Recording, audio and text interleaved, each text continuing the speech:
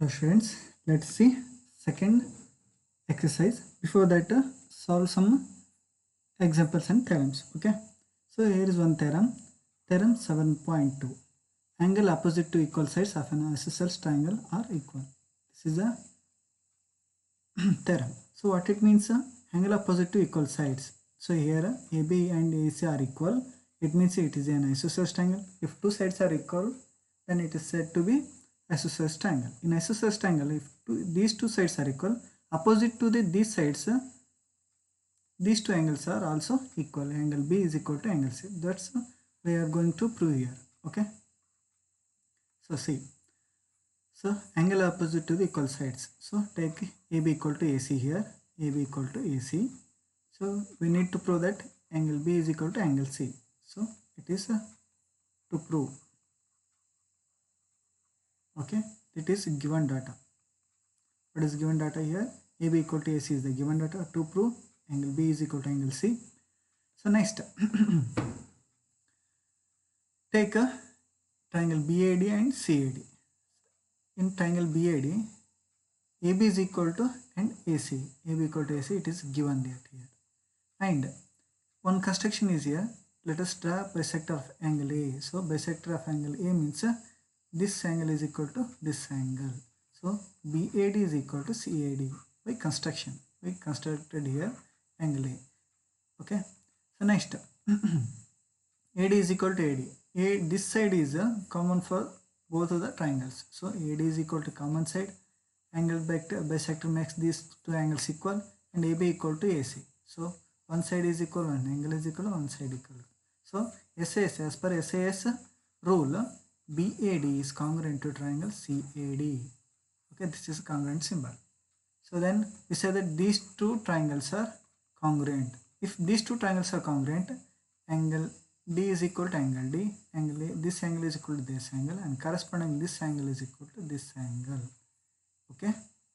So as by CP CT ಅಂತ ಹೇಳ್ತೀವಿ. Corresponding parts of congruent triangles. As per CPCT, B angle is equal to angle CE. Okay. So this is theorem 7.2. So converse of this 7.2 theorem is sides opposite to equal angles of angle are equal. It means if two angles are equal, if these two angles are equal, it says as per theorem 7.3 we say that AB equal to AC. Opposite sides opposite to equal angles. Equal angles means B and C are equal. That is opposite to these two angles are AB and AC sides. These two also equal. Okay. So let's see exercise questions 7.2. In 7.2, so first question is, in an isosceles triangle ABC, isosceles triangle means AB equal to AC here. AB side is equal to AC. This is point B and this is C. Bisector of angle B. So bisector angle B is this one.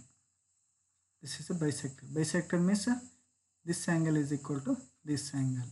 And bisector of angle C means this angle is equal to this angle. Okay. Intersect at O. So these two bisector intersect at point O. Okay. Join A to O. So join A to O. So that OB equal to OC. So OB is equal to OC anta prove ಮಾಡಬೇಕು. Set AO is a bisector of angle A. So these two equal anta prove ಮಾಡಬೇಕು. Okay. Let's take. So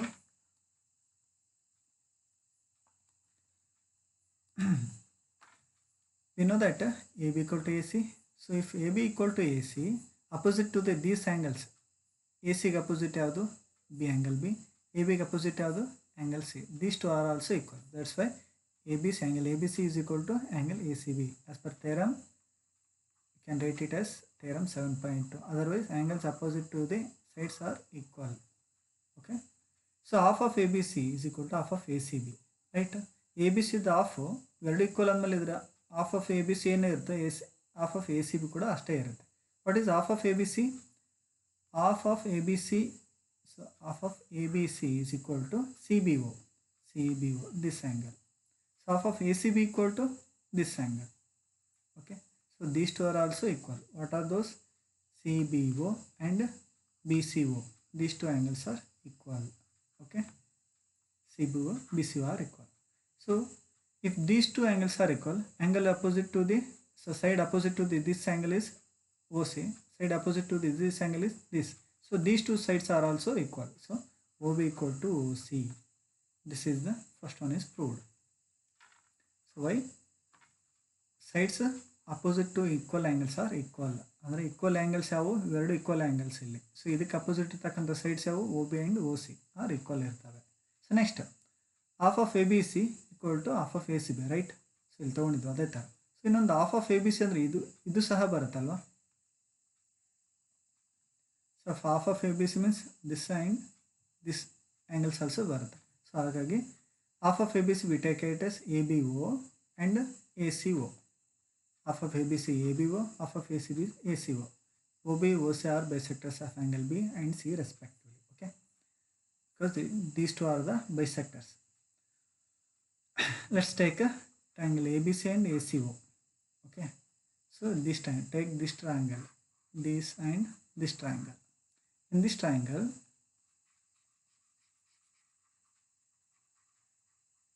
okay, so next AB equal to AC, that is given here. What is it? AB equal to AC, they are given here. AB equal to AC. Next OB equal to OC. Why? They are proved here. Just proved here. So proved above. ABO equal to ACO. It is also proved here. ABO equal to ACO. So two sides and one angle is, so as per SAS congruency rule, triangle ABC is congruent to triangle ACO.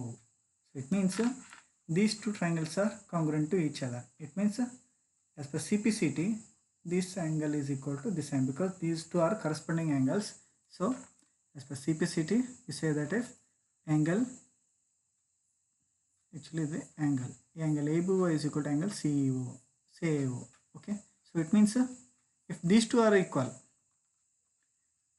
if these two angles are equal, it means AO becomes a bisector. So AO is the bisector of angle A, hence proved. So next, second question. In triangle ABC, AD is the perpendicular bisector of BC.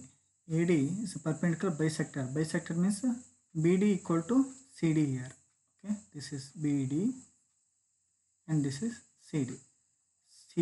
BD is equal to CD. Okay, so that triangle ABC is an isosceles triangle in which AB equal to AC ಅಂತ prove ಮಾಡಬೇಕು. Okay, so take these two triangles ABD and ACD. ABD and ACD. Angle ABD ADB equal to angle ADC. Why? Because it is 90 degree here. Each angle is equal to 90 degree because they are told that perpendicular bisector. So it means it is must be 90 degree. BD equal to CD. Why? So I already told you bisector. It means D is the midpoint. If D is the midpoint, BD is equal to CD. Okay, AD is the bisector of BC. That's why. So AD equal to AD. This AD side becomes common for both the triangles. So AD is the common side. So two sides and one angle. As per SAS congruent rule, ABD is congruent to ACD. Okay. So if these two are congruent, then AB equal to AC. CPCT, corresponding parts of congruent triangles are equal. So AB equal to AC. If these two are equal, ABC triangle becomes isosceles triangle. Because if two sides are equal in a triangle, that is said to be isosceles triangle. Okay. Next, third question. ABC is an isosceles triangle in which altitude BE and CF are drawn to equal. So altitude, these two are altitudes here. CF and BE are the altitudes, both are equal here. Equal drawn to equal sides. So it means equal sides. AB and AC are equal sides here. Okay. So that these altitudes are equal. So ನಾವೇನು prove ಮಾಡಬೇಕು, BE altitude and CF altitude equal ಅಂತ prove ಮಾಡಬೇಕು. Okay, so AB equal to AC ಆಯ್ತಂದರೆ ACಗೆ opposite ಇರೋ angle B, ABಗೆ opposite angle C equal ಆಗಿರುತ್ತೆ. So AB equal to AC, angle opposite to equal sides are triangle are equal. ABಗೆ opposite B, ACಗೆ opposite, so ABಗೆ opposite angle C, ACಗೆ opposite angle B, these two are also equal ಇರ್ತವೆ. Okay, let's C next. BFC. Take two triangles. What are those triangles? Triangle BFC and triangle CEB. Okay. In BFC triangle, BFC equal to CEB. Why? BFC is 90 degree. CEB also 90 degree. That's why these two angles are equal. FBC equal to ECB. Why? So we proved above. FBC equal to ECB. Angle B is equal to angle C. It means FBC is equal to FBC. This angle is equal to CEB. This angle. Okay, we proved above. So BC is common side. BC is common side for both the triangles. So angle side are equal. So AAS, as per AAS congruent rule, triangle BFC is congruent to triangle CEB. If these two are congruent, it means so these two perpendiculars or heights are equal. So what are those? CF is equal to BE. Corresponding parts of congruent triangle are equal. So BE equal to CE ಅಂತ ಹೇಳ್ತೇವೆ. ಯಾಕಂತಂದರೆ so ನಾವೇನು prove ಮಾಡಿದ್ವಿ, BCF and BCF and EBC are congruent ಅಂತ prove ಮಾಡಿದ್ವಿ. Congruent ಅಂತ prove ಮಾಡಿದ ತಕ್ಷಣ ಈ ಟ್ರಯಾಂಗಲ್ ಮೂರು ಸೈಡ್ಸು ಈಕ್ವಲ್ ಇರ್ತವೆ. ಈಕ್ವಲ್ ಇದ್ದ ತಕ್ಷಣ ಏನಂತ ಹೇಳ್ತೀವಿ, BF equal to CF ಅಂತ ಡೈರೆಕ್ಟಾಗಿ ಹೇಳ್ಬೋದು. ಓಕೆನಾ? Next, in ABC is a triangle in which altitude BE and CF of two sides AC AB are equal. ಏನು ಕೊಟ್ಟಿದ್ದಾರೆ ಇಲ್ಲಿ ಅವರೇ ಇಲ್ಲಿ ಆಲ್ಟಿಟ್ಯೂಡ್ಸ್ ಈಕ್ವಲ್ ಅಂತ ಕೊಟ್ಟಿದ್ದಾರೆ, ಅಂದರೆ BE ಮತ್ತು CF ಈಕ್ವಲ್ ಅಂತ ಕೊಟ್ಟಿದ್ದಾರೆ. So BE and CF equal ಅಂತ ತಗೊಳ್ಬೇಕು. ಏನು ಪ್ರೂವ್ ಮಾಡಬೇಕು? ABE ACF ಕಾಂಗ್ರೆಂಟ್ ಅಂತ ಪ್ರೂವ್ ಮಾಡಬೇಕು, AB equal to AC ಅಂತ ಪ್ರೂವ್ ಮಾಡಬೇಕು. Okay, so first take AB and ACF triangles. In that BE equal to CF, they are given here. CF and BE are equivalent. So next BAE CAF common. Why? BAE andre ide angle. Next FAC andre saha ide angle. So this angle is common for both the triangles. So that's why they take common. So BAA CFA equal to 90 degree. BEA ಅಂದರೆ ಈ angle, CFA ಅಂತಂದರೆ ಈ angle, ಎರಡು 90 degree ಇದ್ದಾವೆ. Because ಈ angle 90 degree ಇದೆ ಅಂತಂದರೆ ಈ ಸೈಡ್ ಕೂಡ 90 ಡಿಗ್ರಿ ಇರುತ್ತೆ. So these two are 90 degree. So two angles and one sides are equal. So as per AAS rule AB is congruent to ACF. It is not angle, it is triangle. So first one is proved. If these two are congruent, we say that AB equal to AC as per CPCT. ABC is an isosceles triangle. Okay. So let's see fifth question. ABC and DBC are two isosceles triangles on the same base BC. So same base BC ಮೇಲೆ ಈ triangle ಇದೆ. Okay. ABD ACD equal ಅಂತ prove ಮಾಡಬೇಕು. ABD ಅಂದರೆ this angle, ACD ಅಂದರೆ this angle, ಇವೆರಡು equal ಅಂತ prove ಮಾಡಬೇಕು ನಾವು. Okay. So ABC in isosceles triangle ABC ನಲ್ಲಿ AB equal to AC. So AB equal to AC ಆಗಿತ್ತು ಅಂದರೆ these two angles also equal, because opposite angles are equal. Angle opposite to equal sides are equal. Angle opposite to equal sides, these two are angle opposite to equal sides are, then why these two angles are equal. So AB equal to AC means angle ABC equal to angle ACB ಅಂತ ಹೇಳ್ತೇವೆ. Okay, these two angles are equal. Next, in isosceles triangle DCB, in this triangle, if these two are equal, so again we say that these angles are also equal. Why? Again the same reason, this is the same reason, angle opposite to equal sides are equal. So BD CD are equal, then DBC DCB also equal. ಅಂದರೆ ಇವೆರಡು sides equal ಇತ್ತಂತಂದರೆ ಇದಕ್ಕೆ opposite ಇರ್ತಕ್ಕಂಥ ಈ angles ಸಹ equal ಇರುತ್ತೆ, ಹೌದಲ್ವ? ಇದನ್ನೇನಂತ ಓದ್ತೀವಿ? DBC is equal to DCB ಅಂತ ಬರೀತೀವಿ. ಓಕೆ. ಸೊ ನೆಕ್ಸ್ಟ್ ಇದನ್ನು 1 ಅಂತ ಕರೆದಿದ್ದಾರೆ, ಇದನ್ನು 2 ಅಂತ ಕರೆದಿದ್ದಾರೆ. ಸೊ ಆ್ಯಡ್ ದೀಸ್ ಟು, ಇವೆರಡನ್ನು ಕೂಡಿಸ್ಬಿಡಿ. ಕೂಡಿಸ್ತಾ ಏನಾಗುತ್ತೆ? ABC plus DBC here, ACB DCB here. ABC DBC ಸೇರಿಸಿದ್ರೆ ಏನಾಗುತ್ತೆ? A B C D B C ಸೇರಿಸಿದರೆ totally A B D angle ಆಗುತ್ತೆ. Next A C B D C B ಸೇರಿಸಿದರೆ A C B D C B ಸೇರಿಸಿದರೆ totally ಏನಾಗುತ್ತೆ A C D ಆಗುತ್ತೆ. So here it is A C D and A B D. Okay, so sixth problem. Triangle ABC is an isosceles triangle in which AB equal to AC. AB equal to AC ಇದೆ. Okay.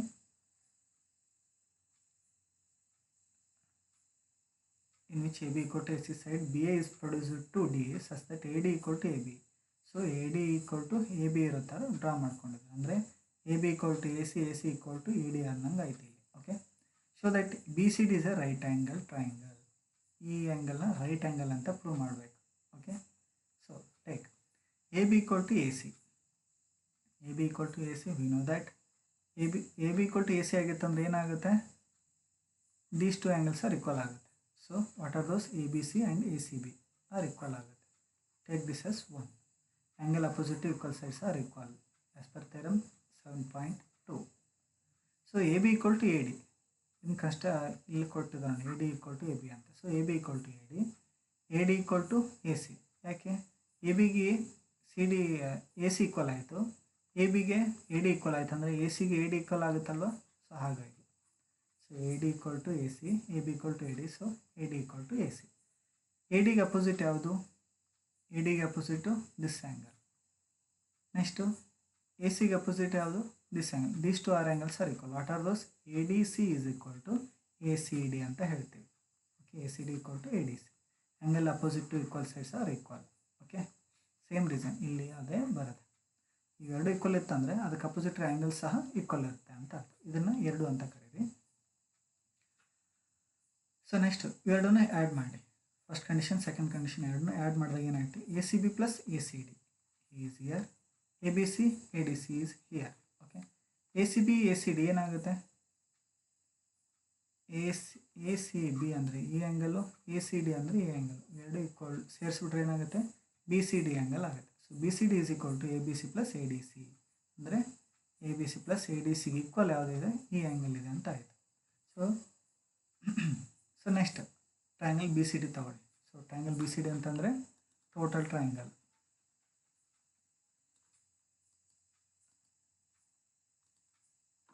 So okay, so know that in triangle B C D D B C B D C ಅಂದರೆ ಈ angle ಈ angle ಈ angle ಮೂರು ಸೇರಿಸಿ 180 ಆಗುತ್ತಲ್ವ. B C D ಅನ್ನೋದೊಂದು triangle 3 angle ಸೇರಿಸಿ 180 ಆಗಲೇಬೇಕು ಆ್ಯಂಗಲ್ ಸಮ್ ಪ್ರಾಪರ್ಟಿ ಪ್ರಕಾರ. Okay, angle sum of all the 3 triangles, all the angles of a triangle is equal to 180 degree. Okay, so next ಇದನ್ನು condition ನೆನಪಿಟ್ಕೊಳ್ಳಿ. Okay, B C D is equal to A B C plus A D C. Okay, so you know that B C D plus B C D is equal to 180 degree. Why? Because DBC means, observe here, DBC means what here? DBC, where it is? DBC means this angle, and BCD means, BDC means this angle. Okay, so next ABC is equal to this angle, ADC equal to this angle. So what sum of these two equal to BCD? So it means sum of these two angles also equal to BCD. ನೋಡಿ, A B C ಅಂದರೂ ಅಷ್ಟೇ, D B C ಅಂದರೂ ಅಷ್ಟೇ, D C ಅಂದರೂ ಅಷ್ಟೇ, B D C ಅಂದ್ರೂ ಅಷ್ಟೇ. A B C ಅಂದರೆ ಯಾವುದು? ಇದೇ ಆ್ಯಂಗಲ್ಲು. ಡಿ ಬಿ ಸಿ ಅಂದರೆ ಯಾವುದು? ಇದೇ ಆ್ಯಂಗಲ್ ಆಗಿರುತ್ತೆ. So next A D C ಅಂದರೆ ಇದೇ ಆ್ಯಂಗಲ್ ಆಗಿರುತ್ತೆ, ಬಿ ಡಿ ಸಿ ಅಂದರೂ ಸಹ ಇದೇ ಆ್ಯಂಗಲ್ ಆಗಿರುತ್ತೆ. ಅದಕ್ಕೆ A B C A D C ಪ್ಲೇಸಲ್ಲಿ ಇದನ್ನು ಬರೀತೀವಿ. So sum of these two ಏನು? ಬಿ ಸಿ ಡಿ ಆಗಿರುತ್ತೆ. ಸೊ ಇವೆರಡರ ಪ್ಲೇಸಲ್ಲಿ ನಾವು ಬಿ ಸಿ ಡಿ ಅಂತ ಬರಿತೀನಿ. So B C D plus B C D ಏನಾಗುತ್ತೆ? It is 2 B C D ಆಯಿತು. ಸೊ ಈ 2ನ ಈ ಕಡೆ ತೊಗೊಂಡಾಗ 180/2 ಆಗುತ್ತೆ. 180/2 ಅಂದರೆ angle B C D equal to 90 degree. So it means right angle ಅಂತ ಅರ್ಥ. In A B C is a right angle triangle in which A angle is 90 degree, A B equal to A C. Find B. So simple actually it is 90 degree ಅಂತ ಕೊಟ್ಟಿದ್ದಾರೆ. ಇವೆರಡು sides equal ಅಂತ ಕೊಟ್ಟಿದ್ದಾರೆ. ಅಂದರೆ ಇವೆರಡು sides equal ಅಂದರೆ ಇವೆರಡು angles ಸಹ ಈಕ್ವಲ್ ಇರುತ್ತೆ, ಹೌದಲ್ವ? So if A angle is equal to 90 degree, AB equal to AC, it is given here. Angle opposite to equal sides of an isosceles angle are equal. So it means angle B equal to angle C anta artha. Okay, angle A is 90 degree. So therefore sum of remaining two angles, ಇದು 90 degree ಇತ್ತಂದರೆ ಉಳಿದ ಎರಡು angles ಸೇರಿಸಿದ್ರೆ 90 degree ಇರಬೇಕಲ್ವ. ಯಾಕೆ ಅಂತಂದರೆ ಈ ಮೂರು angle ಸೇರಿಸಿದ್ರೆ 180 ಆಗಬೇಕು. ಆಲ್ರೆಡಿ ಇದು 90 ಇದೆ ಅಂದರೆ ಉಳಿದು ಇವೆರಡು ಸೇರಿಸಿದ್ರೆ 90 ಆಗಬೇಕು.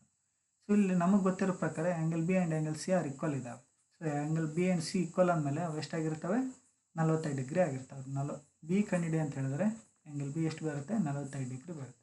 ಸಿ ಸಹ 45 ಡಿಗ್ರಿ ಬರುತ್ತೆ. ಯಾಕೆ, ಸೊ ಯಾಕಂದರೆ ಈ ಆ್ಯಂಗಲ್ಸು ಈಕ್ವಲ್ ಇರ್ತವೆ. ಯಾಕೆ ಈಕ್ವಲ್ ಇರ್ತವೆ ಅಂದರೆ ಈಕ್ವಲ್ ಸೈಡ್ಸಿಗೆ ಅಪೋಸಿಟ್ ಇರ್ತಕ್ಕಂಥ ಆ್ಯಂಗಲ್ಸು ಸಹ ಈಕ್ವಲ್ ಇರ್ತವೆ. ಹಾಗಾಗಿ so next, show that equal angles of an equilateral triangle are is 60 degree each. ಅಂದರೆ ಒಂದು ಇಕ್ವಿಲಾಟ್ರಲ್ ಟ್ರಯಾಂಗಲ್ನಲ್ಲಿ ಎಲ್ಲ ಆ್ಯಂಗಲ್ಸು 60 ಡಿಗ್ರಿ ಇರ್ತವೆ ಅಂತ ಪ್ರೂವ್ ಮಾಡಬೇಕು.